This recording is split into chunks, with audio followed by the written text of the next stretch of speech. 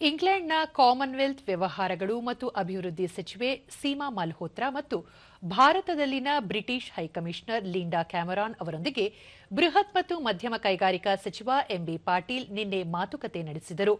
ಈ ಸಂದರ್ಭದಲ್ಲಿ ಸಚಿವರು ಇಂಗ್ಲೆಂಡಿನ ಪ್ರಮುಖ ಕಂಪನಿಗಳಿಂದ ರಾಜ್ಯಕ್ಕೆ ಬಂಡವಾಳ ಹೂಡಿಕೆಯನ್ನು ಆಕರ್ಷಿಸಲು ಇದೇ 24ರಿಂದ 26ರವರೆಗೆ ಲಂಡನ್ಗೆ ಉನ್ನತ ಮಟ್ಟದ ನಿಯೋಗದೊಂದಿಗೆ ತಾವು ಸಹ ಭೇಟಿ ನೀಡುವುದಾಗಿ ತಿಳಿಸಿದರು.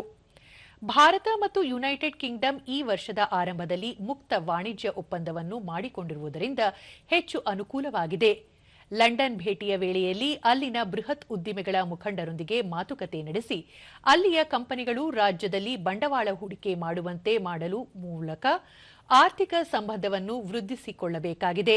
ಅದರಲ್ಲೂ ಮುಖ್ಯವಾಗಿ ಉನ್ನತ ಶಿಕ್ಷಣ, ತಂತ್ರಜ್ಞಾನ ವಿನಿಮಯ, ಹೈಟೆಕ್ ತಯಾರಿಕೆ, ವೈಮಾಂತರಿಕ್ಷ ರಕ್ಷಣೆ, ವಿದ್ಯುತ್, ವಾಹನ, ಶುದ್ಧ ಇಂಧನ, ಉನ್ನತ ಸಂಶೋಧನೆ ಆಧಾರಿತ ಉದ್ದಿಮೆಗಳ ವಲಯಗಳತ್ತ ಹೆಚ್ಚಿನ ಗಮನ ಹರಿಸಲಾಗುವುದು ಎಂದರು.